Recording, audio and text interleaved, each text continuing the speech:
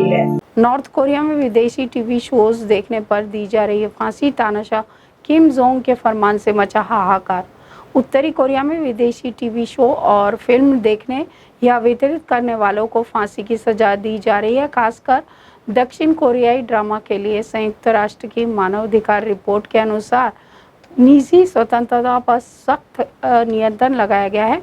निगरानी प्रणाली सख्त हो गई है और नई तकनीक का उपयोग किया जा रहा है और सजाएं कठोर हो गई है। चीन के प्रभाव से बाहर निकल पाएगा नेपाल, कार्की की नियुक्ति से भारत को भी राहत मिलने की उम्मीद।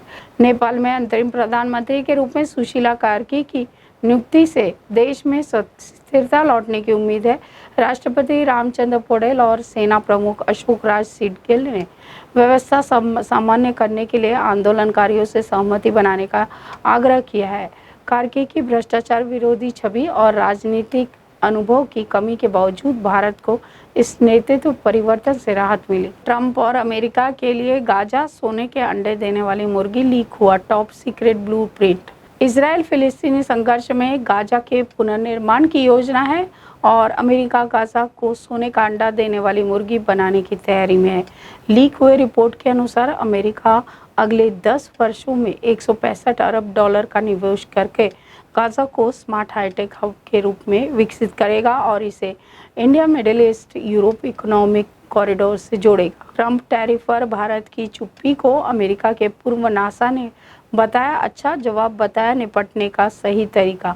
अमेरिका के पूर्व राष्ट्रीय सुरक्षा सलाहकार जॉन बोल्टन ने भारत पर टैरिफ थोपने और पहलगाम हमले के बाद भारत पाकिस्तान के बीच युद्ध रुकवाने का श्रेय लेने के ट्रंप के प्रयास को अनुचित बताया। उन्होंने रूस से तेल खरीदने पर भारत पर टैरिफ लगाने की आलोचना की और सवाल उठाया कि चीन जैसे देशों पर ऐसी कार्रवाई क्यों नहीं हुई। जासूसी के डर से अमेरिकी अंतरिक्ष एजेंसी नासा परेशान, चीनी नागरिकों पर लगाया प्रतिबंध। नासा ने जासूसी की आशंका के चलते चीनी नागरिकों को अपने संस्थान से निकाल दिया है। अमेरिकी वीजा धारक चीनी नागरिकों को अब नासा की सुविधाओं और अनुसंधानों कार्यक्रमों तक पहुंचने की अनुमति नहीं होगी। यह निर्णय साइबर सुरक्षा को ध्यान में रखते हुए लिया गया। नासा की प्रवक्ता बेथानी स्टीवेंस ने कहा है कि संवेदनशील कार्यों की सुरक्षा के लिए प्रतिबंध आवश्यक है। आखिरी एक आतंकवादी को पनाह क्यों दी गई? यूएन में इसराइल ने पाकिस्तान को लगाई फटकार। इसराइल ने संयुक्त राष्ट्र सुरक्षा परिषद में पाकिस्तान को आतंकवाद के मुद्दे पर दोहरा मापदंड अपनाने के लिए फटकार लगाई है। इसराइल के राजदूत डैनी डैनन ने कहा है कि पाकिस्तान इस तथ्य को नहीं बदल सकता कि ओसामा बिन लादेन को पाकिस्तान में शरण दी गई और उसे वहीं मारा गया। उन्होंने पाकिस्तान पर आतंकवादी को पनाह देने का आरोप लगाया और दोहरे मानदंडों के मुद्दे पर सवाल उठाए। यूएस में भारतीय की हत्या करने वाले आरोपी को किया जाएगा डिपोर्ट। टेक्सास के डलस शहर में एक भारतीय मूल के होटल मैनेजर नागमलैया की निर्मम हत्या से सनसनी फैल गई। योडासिन कोबोस मार्टिनेज नामक एक व्यक्ति ने नागमलैया की गर्दन काटकर हत्या कर दी और उसके सिर को फुटबॉल की तरह मारा। आरोपी को गिरफ्तार कर लिया गया और उसे देश से निकाले जाने की प्रक्रिया शुरू कर दी गई है। आरोपी पर पहले भी कई अपराध दर्ज है। पाकिस्तान के खैबर पख्तूनख्वा में टीटीपी ने घात लगाकर किया सेना के काफिले पर हमला, 12 की मौत। पाकिस्तान के खैबर पख्तूनख्वा में तहरीक-ए-तालिबान के हमले से 12 सैनिक मारे गए। सेना ने जवाबी कार्रवाई में 13 आतंकियों को मार गिराया। टीटीपी ने हमले की जिम्मेदारी ली है और हथियार लूटने का दावा भी किया है। हाल ही में आतंकियों ने एक बिजली कंपनी के 6 कर्मचारियों का अपहरण कर लिया। अब क्रैश नहीं होगा एरोप्लेन, इंजीनियर्स लेकर आए हैं नया कंसेप्ट। 2 सेकंड से भी कम समय में बचा लेगा ये कवच।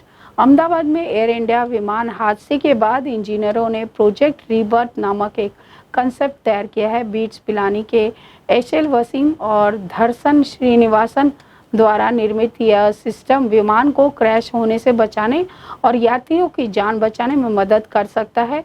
यह सिस्टम ऊंचाई, गति और अन्य कारकों पर नजर रखता है और दुर्घटना की आशंका होने पर विशाल एयरबैग खोलता है।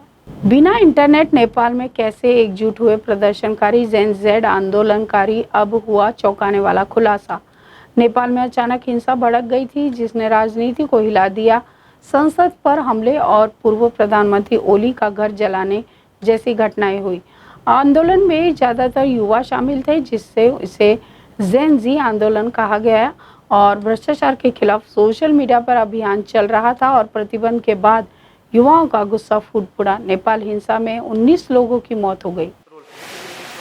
हाय हेलो नमस्कार, मैं हूं पंकज विष्णु और आप देख रहे हैं MNS न्यूज। देखिए साईं बाबा की आरती लाइव शिरडी से हर रोज सुबह सिर्फ MNS न्यूज पर।